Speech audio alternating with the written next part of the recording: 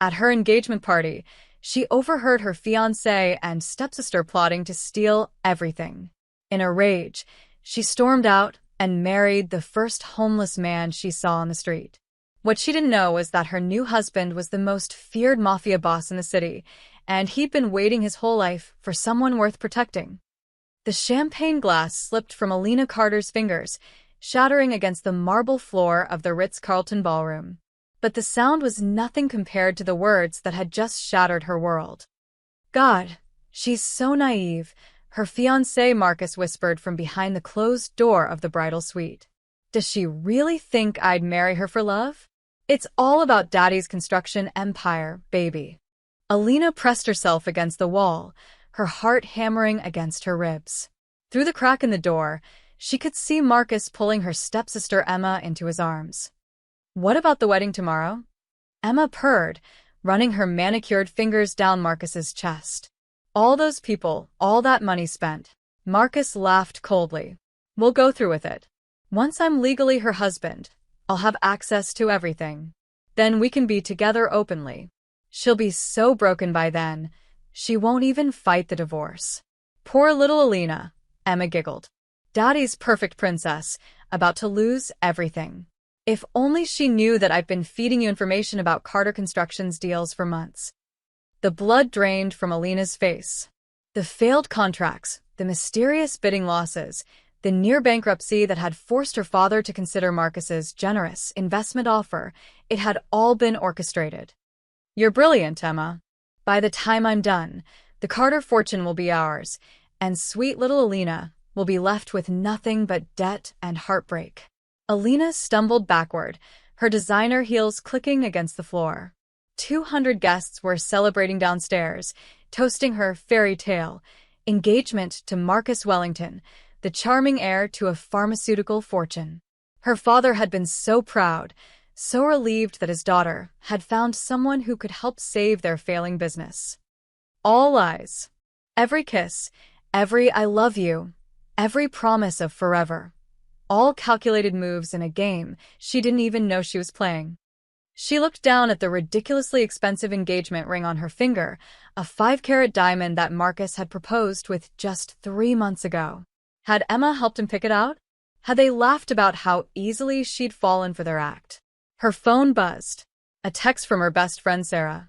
"You look so happy tonight. Can't wait for the wedding tomorrow." Tomorrow. In 18 hours, she was supposed to walk down the aisle and promise her life to a man who saw her as nothing more than a stepping stone to her family's money. Rage bubbled up in her chest, hot and fierce. Alina Carter had never been the type to take betrayal lying down. She'd fought her way through Harvard Business School, had turned around 3 failing companies before her 25th birthday, and had earned every ounce of respect in a male-dominated industry. She wasn't about to let 2 scheming sociopaths destroy everything her family had built. But first, she needed to get out of here before she did something that would land her in jail. Alina kicked off her heels and grabbed them in one hand, hiking up her silk engagement dress with the other. She slipped down the back staircase, her heart pounding as she heard Marcus's voice echoing from the ballroom. "Has anyone seen my beautiful fiancé? We need to practice our first dance." The nerve of that bastard. She burst through the hotel's side exit into the cool Chicago night, the October air biting against her bare arms. The street was surprisingly busy for 11 p.m., with taxis honking and people stumbling out of nearby bars. The bright city lights blurred through her angry tears. "Alina!" She heard Marcus's voice behind her, probably having noticed her absence. "Where are you going, sweetheart?" She ran faster, her bare feet slapping against the cold pavement. She turned the corner onto State Street, gasping for breath, her lungs burning from a combination of rage and exertion. "I'll show them," she whispered fiercely to herself. "I'll show them both." She stopped in front of a 24-hour convenience store, doubles over to catch her breath. That's when she saw him. A man leaned against a brick wall, smoking a cigarette. His clothes were torn and dirty, his dark hair unkempt, and his face bore the weathered look of someone who'd spent too many nights on the street. He was probably in his early 30s, with sharp cheekbones and intense dark eyes that seemed to take in everything around him. A beggar. A homeless man.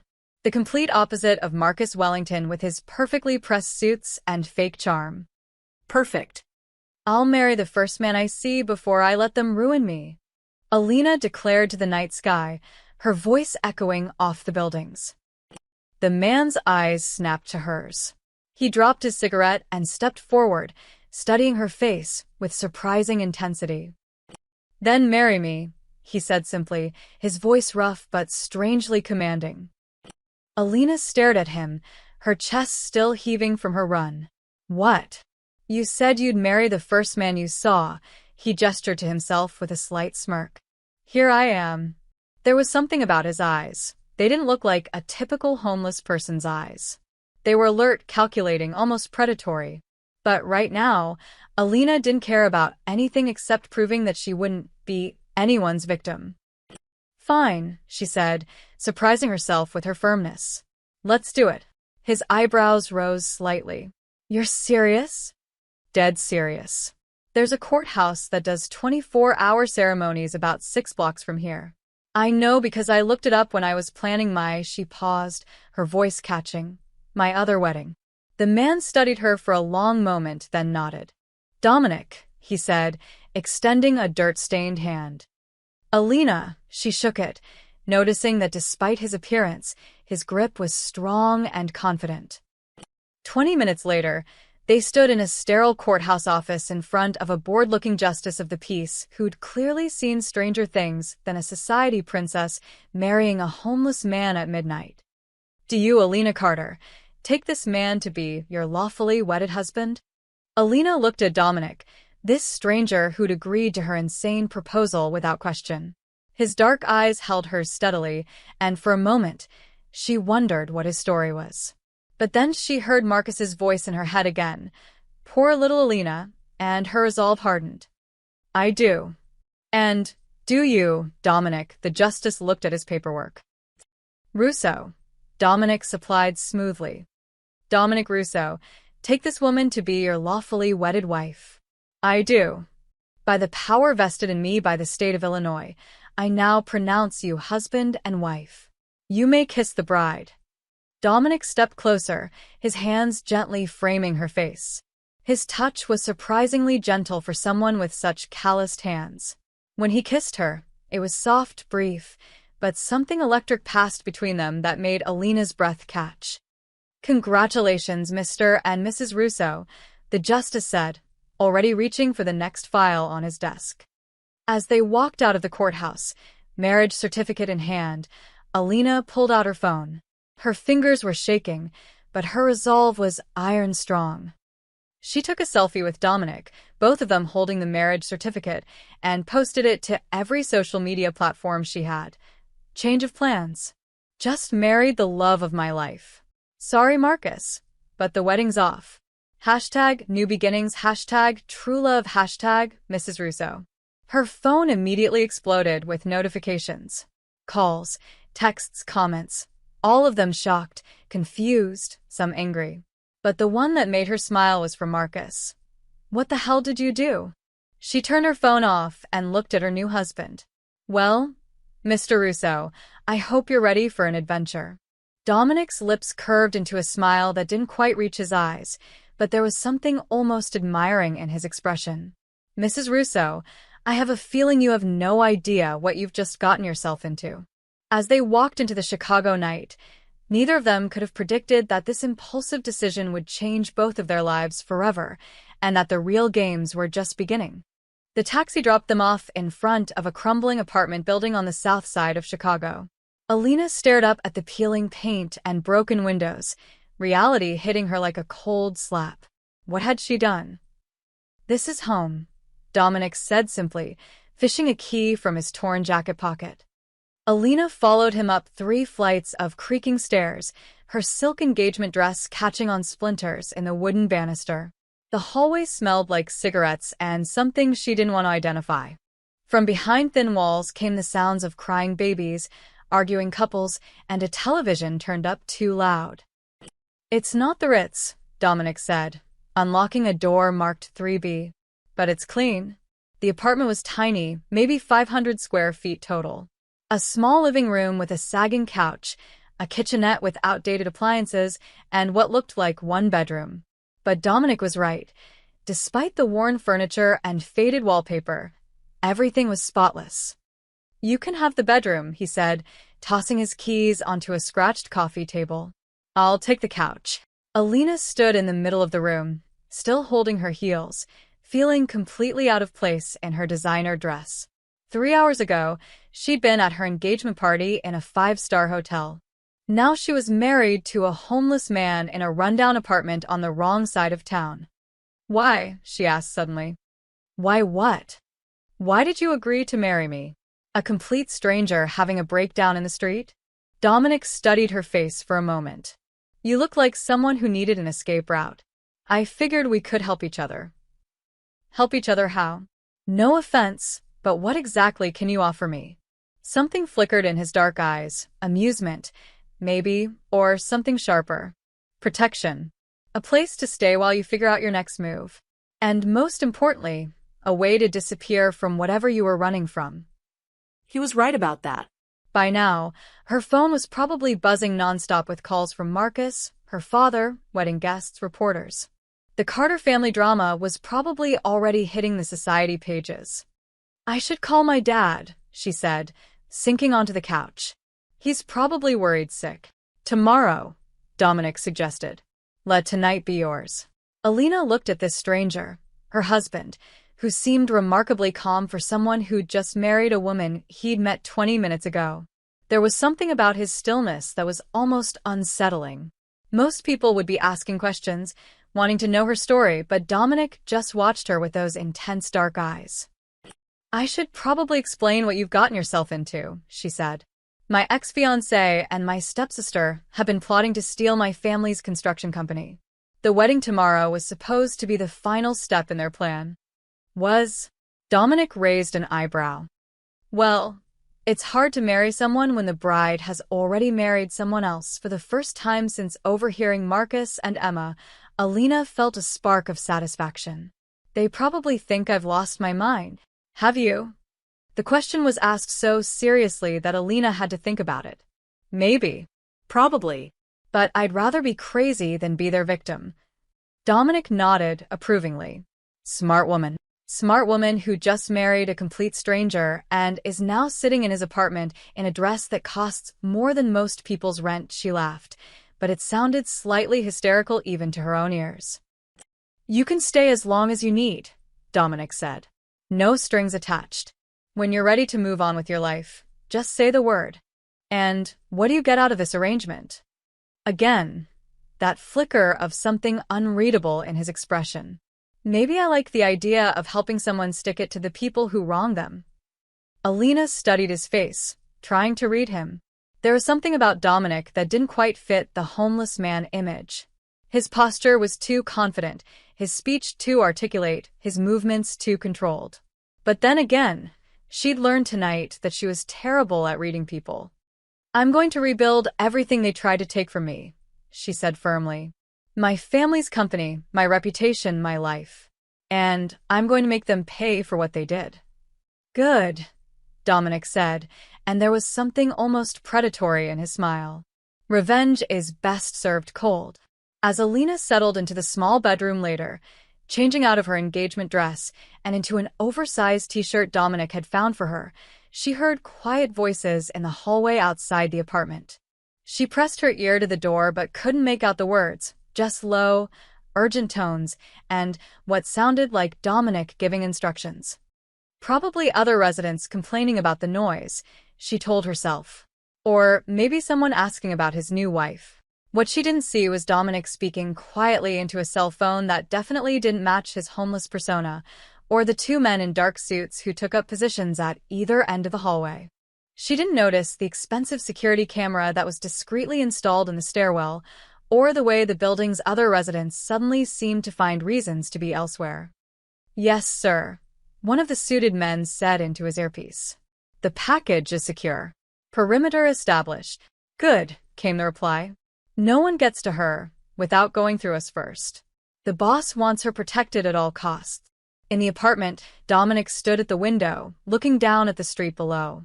3 more of his men had taken positions around the building, invisible to anyone who didn't know what to look for, but forming an impenetrable protective circle around the woman now sleeping in his bed.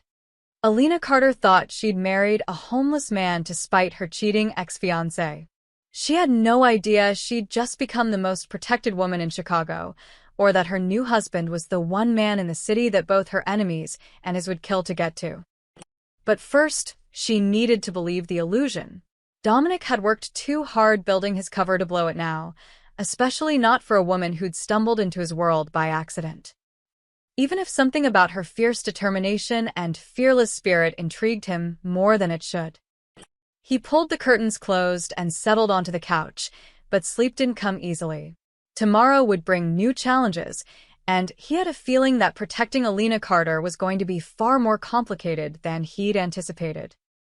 In the bedroom, Alina stared at the ceiling, wondering what she'd gotten herself into, and why, despite everything, she felt safer in this stranger's apartment than she had in months. Neither of them knew that their real test was just beginning. By morning, Alina's impromptu wedding was front-page news on every Chicago gossip blog and society website. Her phone, which she'd finally turned back on, had 247 missed calls and over 500 text messages. Carter heiress marries homeless man in midnight ceremony, read the headline of Chicago's social scene. Below it was the selfie she'd posted, blown up and analyzed like evidence in a crime scene. Jesus, she muttered, scrolling through increasingly frantic messages from friends, business associates, and reporters. Her father had called 18 times. "Morning, Mrs. Russo," Dominic said from the kitchenette, pouring coffee into 2 mismatched mugs. He looked different in daylight, still rough around the edges, but there was something almost elegant about the way he moved. "The whole city thinks I've lost my mind," Alina said, accepting the coffee gratefully. "My assistant texted that there are reporters camped outside my apartment building and my office. Probably not the best places for you right now," Dominic agreed calmly. Before Alina could respond, there was a knock at the door. Her blood ran cold. Had the reporters found her already? Dominic moved to the window and peered through the blinds. His expression darkened. "It's a man in an expensive suit. Blonde hair, looks like he thinks he owns the world." "Marcus," Alina whispered. "How did he find me?" "Marriage licenses are public record. He probably had someone track down my address." Dominic's voice had taken on a harder edge. "What do you want to do?" The knocking became more insistent. "Alina, I know you're in there. We need to talk." "I should face him," she said, standing up straighter. "I can't hide forever." Dominic studied her face, then nodded. "I'll be right here." When Alina opened the door, Marcus pushed past her into the apartment, his perfectly styled hair slightly mussed and his usually pristine suit wrinkled. He looked like he hadn't slept. "Thank God," he said, reaching for her hands. "Alina, baby, what have you done?" "I got married," she said coldly, pulling away from his touch. "Just like we planned, except to someone else." Marcus's blue eyes flicked to Dominic, who stood silently by the kitchen, and his expression shifted from concern to barely concealed disgust. "This is insane," Marcus said, turning back to Alina. "You are obviously having some kind of breakdown. It's understandable. Wedding stress affects everyone differently. But we can fix this." "Fix what, exactly?" "We'll get the marriage annulled.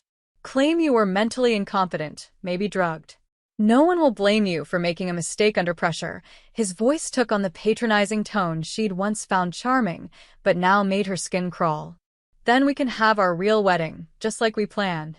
"You mean the wedding where you marry me for my money while screwing my stepsister behind my back?" Marcus's face went white, then red. "I don't know what you think you heard." "I heard everything, Marcus. Every disgusting, calculating word." Alina's voice was steady, but her hands were shaking with anger. "You and Emma can rot in hell." "Alina, please. Get out." Marcus's mask finally slipped completely. His handsome features twisted into something ugly and dangerous. You have no idea what you're doing. This man, he gestured at Dominic. You don't know anything about him. He could be dangerous. A criminal. He's probably just using you for your money, just like you think I was. The difference is, I know Dominic is using me. Alina lied smoothly.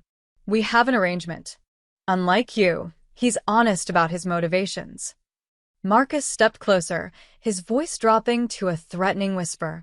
If you think I'm going to let some homeless piece of trash ruin everything I've worked for, you're more naive than I thought. Call off this ridiculous charade, Alina, before you get hurt. Is that a threat? Dominic's voice cut through the tension like a blade. He'd moved silently closer, and now he stood just behind Alina's shoulder. Marcus laughed, but there was nervousness in it. What are you going to do, tough guy? Beat me up? I'll have you arrested for assault. Try me, Dominic said quietly, and something in his tone made Marcus take an involuntary step backward. This isn't over, Marcus snarled, heading for the door. You'll regret this, Alina. Both of you will. After he left, Alina sank onto the couch, adrenaline making her dizzy. Well, that went better than expected. Did it? Dominic asked seriously. Because he just threatened you. Marcus is all talk. He's too much of a coward to actually. A brick crashed through the living room window, sending glass flying across the floor. Taped to it was a note. Divorce him or pay the price. Maybe not, Dominic said grimly. That was just the beginning. Over the next 3 days, strange things began happening. Alina noticed the same black sedan following her when she ventured out for groceries. Her phone started receiving calls from blocked numbers, sometimes heavy breathing, sometimes threats in disguised voices telling her to come to her senses and leave the bum. The apartment was broken into while they were out, though strangely, nothing seemed to be missing, just drawers pulled open and paper scattered, as if someone had been searching for something specific. We should call the police, Alina said, surveying the mess. And tell them what? That your ex-boyfriend is harassing you? They'll take a report and file it away. Dominic was cleaning up methodically, his movements controlled, but his eyes alert. Rich men like Marcus Wellington don't usually leave fingerprints. What Alina didn't know was that within hours of each incident, the threats mysteriously stopped. The man who'd thrown the brick was found beaten unconscious in an alley with no memory of who'd hired him. The black sedan that had been following her was found abandoned, its driver nowhere to be found. The apartment break-in was the last one, though not because the police had intervened. Late that night, as Alina finally fell into an exhausted sleep, Dominic stepped onto the fire escape. A man in a dark suit was waiting for him. The Wellington problem? The man asked quietly. Contained, Dominic replied. But he's getting desperate. That makes him dangerous. Should we eliminate him permanently? Dominic considered this. Not yet. Too much attention. But make it clear that any more threats against my wife will be his last mistake. Understood, sir. And the surveillance detail? Double it. I want to know if she so much as gets a dirty look from a stranger. As his man melted back into the shadows, Dominic looked through the window at Alina sleeping peacefully in his bed. She thought she was hiding from her problems in a rundown apartment with a homeless man. She had no idea she was sitting in the eye of a storm that was about to become much more dangerous. And she definitely had no idea that the man she'd married despite her ex-fiancé was the one person in Chicago who could actually protect her from the forces now gathering against them both. But keeping his identity secret was becoming harder by the day, especially when every protective instinct he possessed was screaming at him to tell her the truth. The real question was, when she finally learned who he really was, would she thank him or run screaming into the night? A week into their strange marriage, Dominic's behavior began to change in ways that made Alina increasingly uncomfortable. It started small. When she announced she was going to grab coffee from the shop down the street, he insisted on coming with her. When she wanted to visit her friend Sarah, he suggested they meet somewhere public instead. When she tried to return to her office to handle some business matters, he became adamant. It's not safe, he said firmly, blocking the apartment door. Those reporters are still swarming the building. And your ex-fiancé probably has people watching. Marcus isn't the Mafia, Dominic. Alina snapped, frustration boiling over. He's a pharmaceutical heir with anger management issues, not some criminal mastermind. Something flickered in Dominic's dark eyes, almost like amusement, but his expression remained serious. You don't know what desperate people are capable of. And you do. Yes, he said simply. I do. The way he said it sent a chill down her spine. There was something in his tone, something hard and experienced, that didn't match the homeless man narrative she'd constructed in her head. I need to work, Dominic. I have a company to save, contracts to review, meetings to take. I can't hide in this apartment forever. Then work from here. I'll get you a laptop, whatever you need. With what money? The words slipped out before she could stop them, and she immediately felt guilty. But the question had been nagging at her. Dominic dressed like he had nothing, lived in a rundown apartment, yet somehow had managed to keep them fed and comfortable all week. I'm sorry, that was honest, he finished. And you're right to ask. I have some savings. Odd jobs here and there. It was a non-answer, and they both knew it. That afternoon, while Dominic was out on one of his mysterious errands, Marcus called. Against her better judgment, Alina answered. I've been worried about you, he said, his voice carefully controlled. You haven't been seen in public for days. People are starting to talk. Let them talk. Alina, I know you hate me right now, and I understand why. What I did was wrong, and I'm sorry. But I'm concerned about your safety. My safety is fine, Marcus. Is it? When's the last time you left that apartment alone? When's the last time you made a decision without him hovering over your shoulder? Alina's grip tightened on the phone. What are you talking about? I've been asking around about your husband. Did you know he doesn't exist in any official records before 5 years ago? No employment history, no credit history, no school records. It's like he materialized out of thin air. People fall through the cracks all the time. Not like this. And the neighborhood he lives in? 3 people have gone missing from that building in the past year. 3 people who asked too many questions about the wrong things.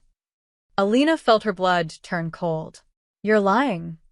I can send you the police reports. Alina, I think you're in danger. Real danger. Whatever game he's playing, whatever he's after, you need to get out of there. Even if that were true, why would you care? You made it clear that I'm just a means to an end for you. Marcus was quiet for a moment. When he spoke again, his voice was softer, more sincere than she'd heard it in months. Because despite everything, I do care about you. Maybe I lost sight of that. Maybe I let greed cloud my judgment, but I never wanted you to get hurt. After she hung up, Alina sat staring at her phone, Marcus's words echoing in her head. She tried to dismiss them as manipulation, but doubt had taken root. When Dominic returned, he was carrying groceries and wearing that same unreadable expression he'd worn all week. How was your errand? She asked carefully. Fine, he started putting away food, his movements efficient and controlled. You look upset. What happened? Marcus called. Dominic went very still. What did he want? To warn me about you. Actually, Alina watched his face for any reaction, but his expression remained neutral. He seems to think you're some kind of criminal. And what do you think? The question hung in the air between them. Alina studied her husband's face, the sharp cheekbones, the alert dark eyes, the way he moved like a predator even when he was doing something as mundane as putting away milk. I think I don't really know you at all, she said quietly. You knew enough to marry me. I married you to spite my ex-fiancé. That's hardly the foundation for trust and understanding.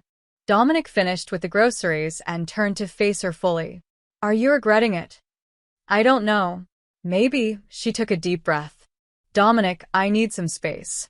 Some time to think without you watching my every move. His jaw tightened almost imperceptibly.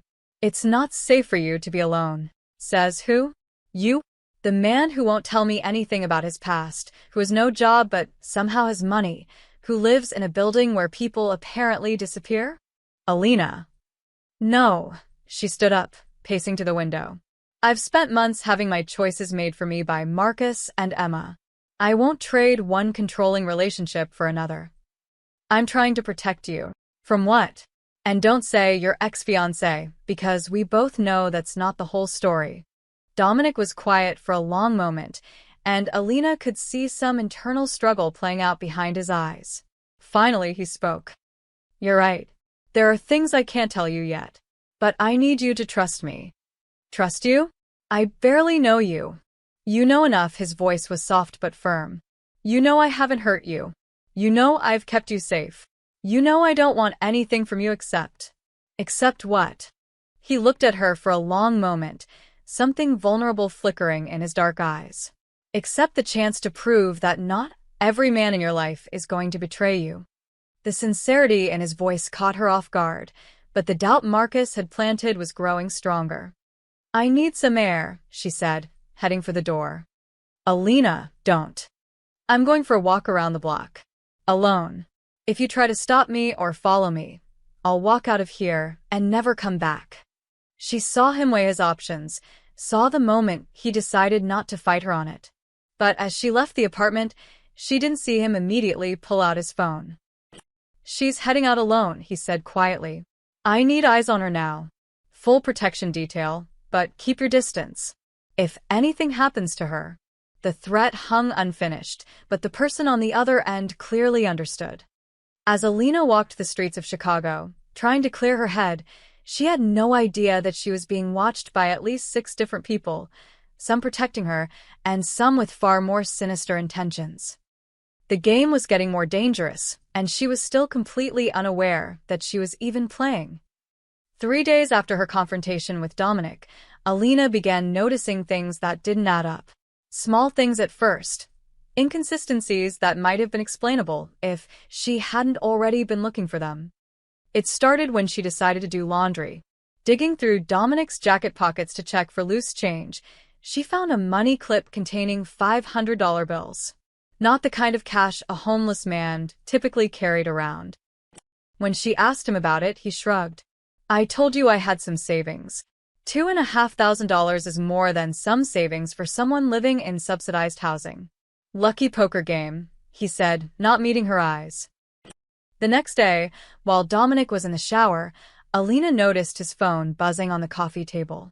The screen lit up with a text from someone named Vincent. The Torino situation has been handled. Awaiting further orders. Orders? What kind of odd jobs involved giving and receiving orders? She tried to bring it up casually. Your friend Vincent texted. Something about a Torino situation? Dominic's face went completely blank. Wrong number probably. But she'd seen his name at the top of the message thread. The strangest incident happened when they were walking back from the grocery store. A man in an expensive suit was coming out of a restaurant across the street. When he spotted Dominic, his eyes went wide, and he actually started to bow before catching himself and hurrying away. Did that man just bow to you? Alina asked, staring after the retreating figure. What? No. You're seeing things. But she wasn't seeing things. And the more she watched, the more she noticed. The way people stepped aside when Dominic walked past. The way shopkeepers refused his money, insisting his purchases were on the house, the way he seemed to know exactly which streets to avoid and which routes were safest. Most telling of all was the apartment itself. Now that she was really looking, Alina could see that beneath the shabby exterior, there were expensive touches everywhere. The broken television was actually a high-end model with the brand name carefully scratched off. The kitchen knives were professional grade. The mattress in the bedroom was memory foam that probably cost more than most people's monthly rent. Dominic, she said one morning, finding him making coffee with beans that definitely hadn't come from the corner bodega. We need to talk. About what? About who you really are. He froze, the coffee mug halfway to his lips. What do you mean? I mean the expensive watch you think I haven't noticed under those torn sleeves. The way you move like you've had combat training. The fact that half the people in this neighborhood seem to know you, and the other half seem afraid of you. You have an active imagination. Do I?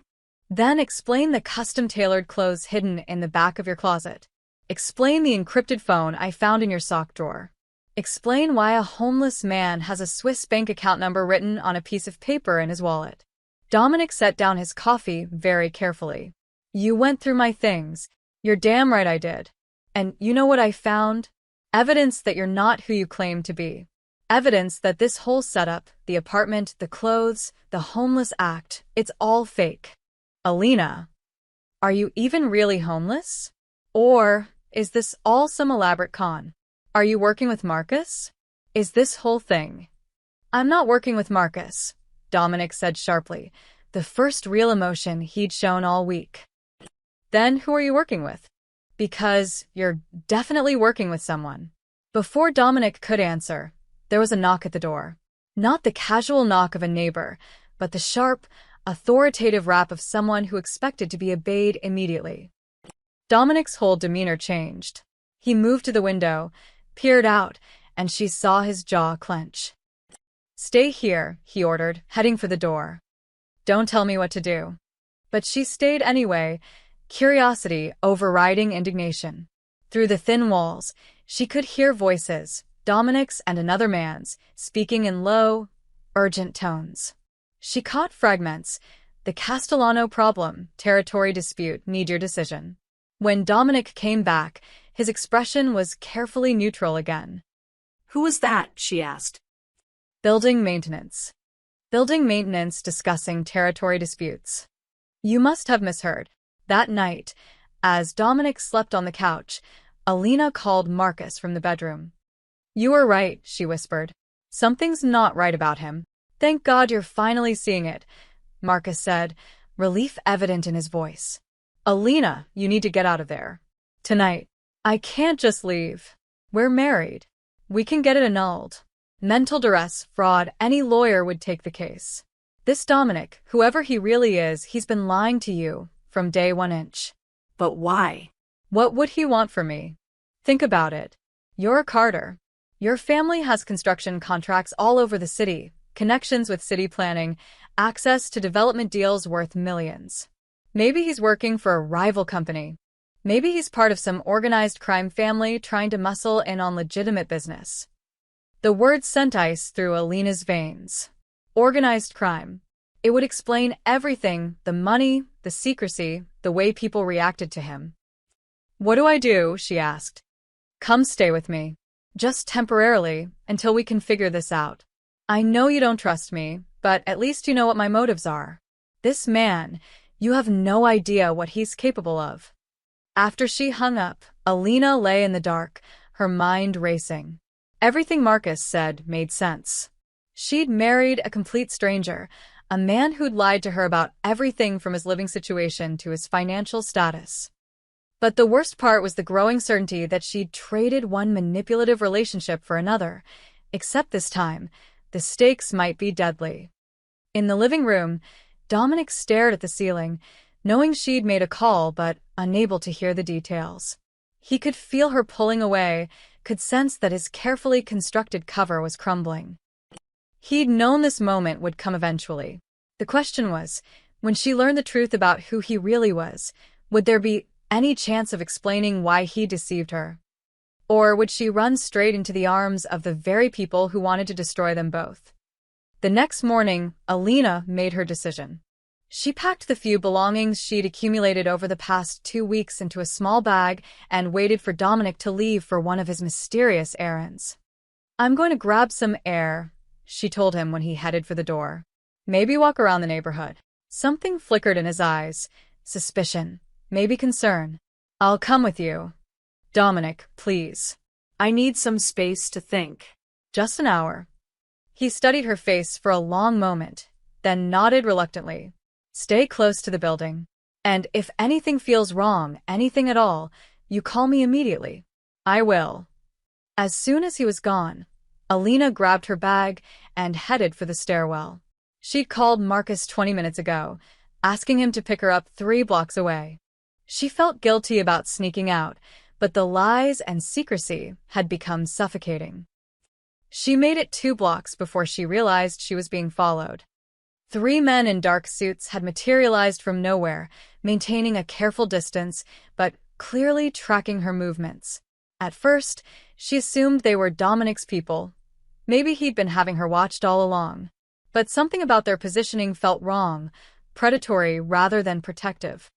Alina quickened her pace, her heart hammering against her ribs. The meeting spot with Marcus was just one more block away. If she could just make it there. A black SUV pulled up to the curb beside her, and her blood turned to ice. This wasn't Marcus's car. "Mrs. Russo," said a voice from the passenger window. "Get in the car." "I don't think so," she said, backing away. The man stepped out, tall, heavy-set, with dead eyes and a gun poorly concealed beneath his jacket. That wasn't a request. Alina turned to run, but the three men from behind had closed the distance.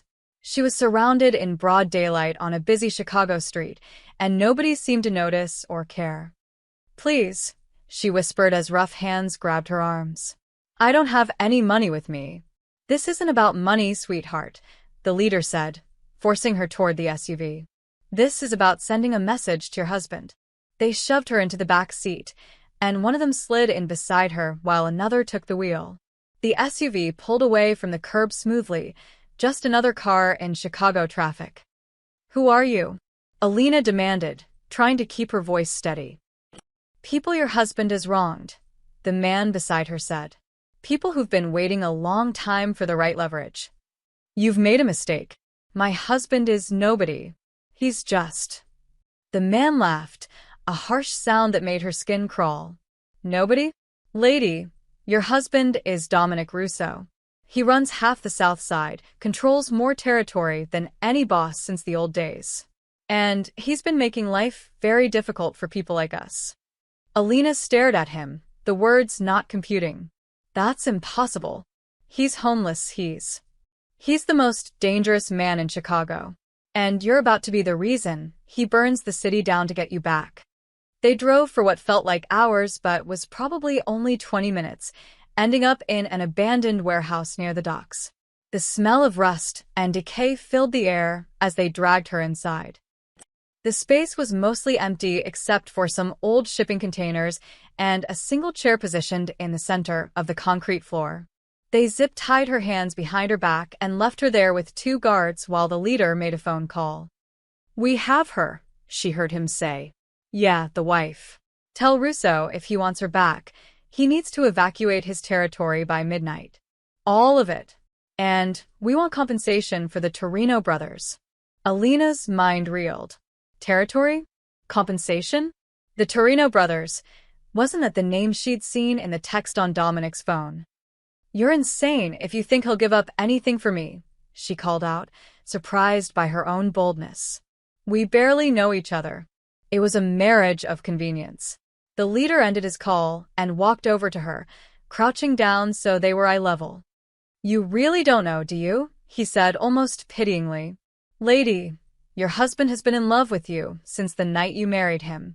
Our intel says he's had you under 24-hour protection, turned down 3 major deals because they would have taken him out of the city, and killed 2 men who made threats against you." "That's not possible," Alina whispered. "We'll see. If I'm wrong, you'll be dead by morning. If I'm right," he smiled coldly. "Well, let's just say Dominic Russo doesn't negotiate when it comes to people he cares about." They waited. Minutes crawled by like hours. Alina tried to process what she'd been told, but it seemed too incredible to believe. Dominic, a crime boss? The quiet man who made her coffee every morning and insisted on walking her to the corner store. Then she heard it, the distant sound of engines. Multiple engines, getting closer. The guards straightened, hands moving to their weapons. "Showtime," one of them muttered. The warehouse doors exploded inward. What happened next was like something out of an action movie. Men in tactical gear poured through every entrance, the main doors, side entrances, even rappelling through skylights. Professional, coordinated, deadly. And leading them was Dominic. Except this wasn't the Dominic she knew. This man moved with lethal precision, barking orders in a voice that commanded instant obedience. He wore all black, carried weapons like he'd been born with them, and his eyes held a cold fury that made her kidnapper's threats seem like playground taunts. Nobody moves, nobody dies unnecessarily, his voice echoed through the warehouse. But if anyone so much as breathes wrong near my wife, I'll make sure you live long enough to regret it. The leader who'd been so confident minutes before now looked terrified. Russo, we can make a deal. The only deal, Dominic said, his gun trained on the man's head, is that you tell me who sent you before I put a bullet in your brain. It was Castellano. Vincent Castellano. He said you'd gone soft, that the girl was making you weak. Dominic's expression didn't change, but somehow he became even more frightening. Vincent was wrong. She doesn't make me weak. She makes me absolutely ruthless. The gunshot was deafeningly loud in the enclosed space. Within minutes, it was over. Alina's restraints were cut, and she was lifted gently to her feet by the man she'd thought she knew. Are you hurt? Dominic asked, his hands careful as they checked her for injuries. The cold killer from moments before was gone, replaced by desperate concern. I'm fine, she managed. But you, who are you? Dominic looked into her eyes, and she saw the moment he made his decision. I'm Dominic Russo, he said quietly. And I'm the head of the most powerful crime family in Chicago. I've been lying to you since the night we met, and I'm sorrier for that than you'll ever know. As his men efficiently cleaned up the scene around them, Alina stared at her husband, this stranger who just declared war on his enemies to save her life, and realized that everything she thought she knew had been an elaborate, carefully constructed lie. The question was, what else had been a lie? And more importantly, what was real? Back at what Alina now realized was Dominic's safe house rather than a rundown apartment, she sat on the couch that she'd learned cost more than her car, staring at the man she'd married. The shabby clothes were gone, replaced by an expensive black suit that fit him perfectly. He looked like what he was, powerful, dangerous, and completely out of her league. How much of it was a lie? She asked quietly.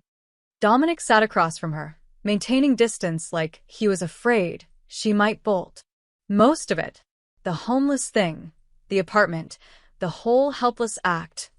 All fabricated. Why? I was supposed to be meeting with a contact that night. Someone had been trying to set up a hit on me, and I was using the homeless disguise to move around the city undetected. He ran a hand through his hair.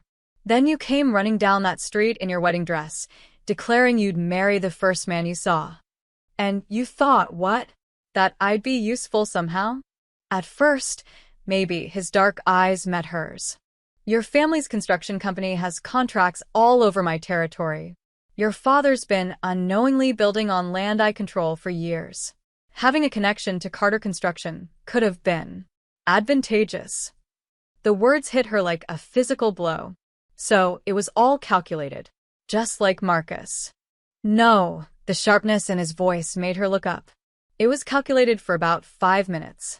Then you kissed me in that courthouse, and you looked at me like I was someone worth saving instead of someone to be afraid of, and everything changed.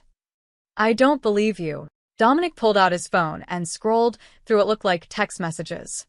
3 days after we were married, Vincent Castellano, the man who had you kidnapped, offered me $2 million for information about Carter Construction's upcoming projects.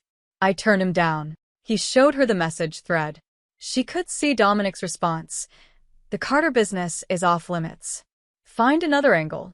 A week later, the Torino brothers wanted to use one of your father's construction sites to move product. Easy money, no risk to me. I said no. Another message thread. Another refusal. Last month, I turned down the biggest deal of my career because it would have required me to leave Chicago for 6 months. I couldn't leave you unprotected that long. Alina stared at the evidence of his choices, her mind spinning. You're telling me you've been protecting me this whole time? From the moment you became my wife, he set the phone aside. The break-in at the apartment? Those weren't random burglars looking for valuables. They were Castellano's men, searching for anything they could use against you or your family. The men following you, the threatening phone calls, I made sure they all stopped. By killing people. By making it clear that touching you meant war with me, His expression was unapologetic. And yes, when warnings weren't enough, I eliminated the threats permanently. Alina felt sick. How many people have died because of me? Because of your ex-fiancé and stepsister's greed, you mean? She looked up sharply. What does that mean? Dominic's jaw tightened. There's something else you need to know. Marcus and Emma, they weren't just planning to steal your family's company. They were working with Castellano. That's impossible. Is it? Think about it, Alina. How did Marcus know so much about my background? How did he know which questions to ask to make you doubt me? How did Castellano's men know exactly when and where to grab you today? The pieces clicked together in her mind with horrible clarity. Marcus told them I was leaving. He's been feeding them information for weeks. Your movements, your schedule, your state of mind. They needed you isolated and scared so you'd run straight to them when the pressure got too intense. Alina felt the room spinning. Why would Marcus work with criminals? Because Carter Construction is worth more than just the company assets. Your father owns land all over the South Side, land that's about to be rezoned for major development. We're talking hundreds of millions of dollars in potential value. And if Marcus married me, he'd inherit everything when your father passes. But that wasn't enough for him. He wanted to control the criminal enterprises operating on that land, too. A partnership with Castellano would have made him one of the most powerful men in Chicago, legitimate business on the surface, organized crime underneath. The betrayal cut deeper than anything Marcus had done to her personally. They were going to turn my family's legacy into a criminal empire. And they were willing to have you killed to do it. Dominic's voice was gentle but relentless. The kidnapping today? That wasn't just about getting to me. Castellano's orders were to eliminate you after they'd gotten what they wanted. You were never supposed to survive this. Alina buried her face in her hands. Emma knew. My own stepsister was willing to have me murdered for money. I'm sorry, and he did sound genuinely sorry. I know how much family means to you. Why didn't you tell me sooner? Because I needed proof, and because he hesitated. Because I was afraid you'd run. And I couldn't protect you if you ran. She looked up at him through her tears. Protect me or control me? Both, he admitted. I'm not going to lie to you anymore, Alina. I'm a possessive, controlling bastard who's used to getting his way through force and intimidation. But what I feel for you, that's real. That was never part of any plan. What you feel for me. Dominic moved to kneel in front of her, his hands careful as they framed her face. I love you. I've loved you since you looked at me in that courthouse, like I was your salvation instead of your downfall. I love your strength, your fire, the way you refuse to be anyone's victim. I love that you married a stranger despite your enemies and ended up saving us both. Dominic. I know I don't deserve you. I know I've lied and manipulated and made choices that no decent man would make. But I'm asking you to give me a chance to prove that everything I've done, I did to protect you. And if I can't, if this is all too much, then I'll let you go, he said simply. I'll make sure you're safe.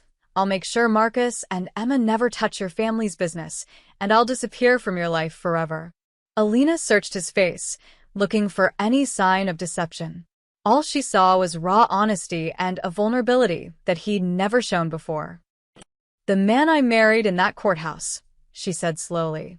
The one who agreed to help a stranger without asking for anything in return. Was any of that real? That was the most real I've ever been with anyone, he said. Everything else was a performance, but that moment, that was just me, choosing to help someone who needed saving. For the first time since the warehouse, Alina felt like she could breathe. Then maybe we can figure this out. The relief that crossed his features was so intense it was almost painful to watch. We're still going to have to deal with Marcus and Emma, she said. And your enemies. And the fact that I'm apparently married to a crime boss. Together, Dominic said firmly. We'll deal with all of it together. As he pulled her into his arms, Alina realized that for the first time in months, she felt truly safe. Not because she was naive about who Dominic was, but because she finally understood exactly what lengths he'd go to protect her. The question now was, what lengths would she go to protect him? 2 days later, Alina walked into the Ritz-Carlton ballroom where her engagement party had taken place just 3 weeks earlier. This time, however, she wasn't the naive socialite in a designer dress. She wore a simple black suit, carried a recording device, and had the backing of the most dangerous man in Chicago. Marcus and Emma were waiting in the hotel's private meeting room, along with Vincent Castellano, though they didn't know Dominic's men had already surrounded the building. Alina, Marcus stood as she entered, his handsome face creased with what looked like genuine concern. Thank God you're safe. When we heard about the kidnapping. You heard about it because you orchestrated it, Alina said calmly, taking a seat across from them. Emma's perfectly made-up face went pale. What are you talking about? I'm talking about your partnership with Mr. Castellano here. Alina nodded toward the older man who'd been sitting silently in the corner. I'm talking about your plan to steal Carter Construction and turn it into a front for organized crime. Marcus laughed, but there was desperation in it. Alina, you're being paranoid. That animal you married has obviously filled your head with conspiracy theories. The animal I married saved my life, Alina interrupted. After your business partners tried to murder me, I would never. Hurt me? Really? Alina pulled out her phone and played a recording. Her own voice filled the room. Marcus called. He said you were leaving to meet him 3 blocks from the apartment. Then another voice, one of Castellano's men. Perfect. We'll grab her before she gets there. Make it look like a random kidnapping. And finally, Marcus's voice. Just make sure she doesn't survive to cause problems later. I can't have her coming back to ruin everything once I inherit the company. The room went dead silent. You recorded our phone calls? Emma whispered. Dominic's people have been monitoring all communications since the threat started, Alina said. We have everything. Every meeting, every phone call, every plan you made to destroy my family. Castellano started to rise from his chair, his hand moving toward what was probably a weapon, but froze when the door opened. Dominic walked in, followed by 3 of his men. He looked relaxed, almost casual, but Alina could see the deadly tension coiled in his movements. Mr. Castellano, Dominic said pleasantly, I believe we have some business to discuss. Russo, Castellano's voice was carefully controlled. This is a private meeting. Involving my wife. That makes it my business. Marcus stood up straighter, trying to project confidence. Look, whatever misunderstanding there's been. Misunderstanding. Dominic's voice was soft, which somehow made it more terrifying. You conspired to have my wife kidnapped and murdered. You planned to steal her family's company and use it to launder money for my enemies. You've been lying to her for months, while planning to destroy everything she cares about. He paused, his dark eyes fixed on Marcus. Which part of that is a misunderstanding? The girl married you to spite me, Marcus said desperately. It's not real. She doesn't actually care about you. I care enough to choose him, Alina interrupted, standing up. I care enough to stand by him as his equal and help him bring down everyone who tried to hurt us. She walked over to Dominic's side, and he immediately wrapped a protective arm around her waist. This is what's going to happen, Alina continued, her voice steady and strong. Marcus, you're going to sign a confession detailing your attempted fraud and your conspiracy with Castellano. Emma, you're going to return every piece of information you stole from Carter Construction and resign from any position that gives you access to family business. And if we refuse? Emma asked defiantly. Alina smiled, and there was something of Dominic's predatory nature in it. Then my husband and I will release all the evidence we've gathered to the FBI, the IRS, and every major news outlet in Chicago. Your pharmaceutical company will be investigated for its money laundering activities, and you'll spend the next 20 years in federal prison. You can't prove. We can prove everything, Dominic said quietly. Bank records, wire transfers, recorded conversations. We have enough evidence to bury all of you. Castellano finally spoke up. What about our arrangement, Russo? You eliminate my competition. I stay out of your territory. The arrangement was contingent on you not touching my family, Dominic replied. You broke that agreement when you went after my wife. Now you get to live with the consequences, which are, you leave Chicago tonight. You never come back, and you never contact anyone connected to me or my wife again. In return, I let you live. The threat was delivered so matter-of-factly that it took a moment to sink in. When it did, Castellano's face went white. And if I refuse?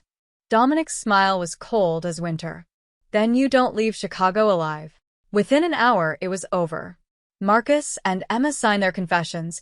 Castellano agreed to disappear, and the threat to Alina and her family was eliminated. As they watched their enemies leave the hotel under the watchful eyes of Dominic's men, Alina felt a sense of closure she hadn't expected. "So what happens now?" she asked as they stood alone in the empty meeting room. "Now we go home," Dominic said, pulling her close. "We figure out how to blend your world with mine. We protect your family's business and make sure no one ever threatens you again. And us. Us," he said, cupping her face in his hands. "We start over. No more lies, no more secrets, no more pretending to be people we're not."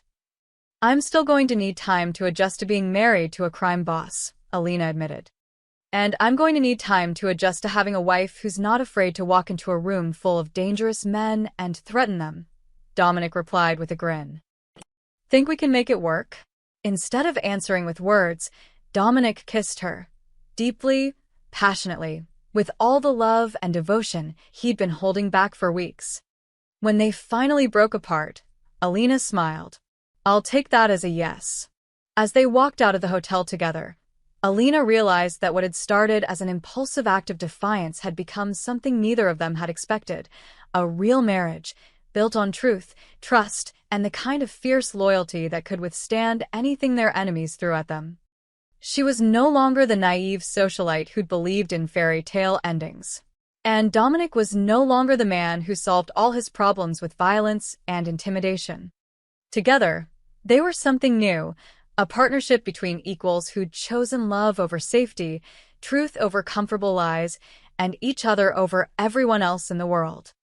The Carter construction heiress and the Chicago crime boss. It wasn't the love story anyone would have predicted, but it was theirs, and that made it perfect.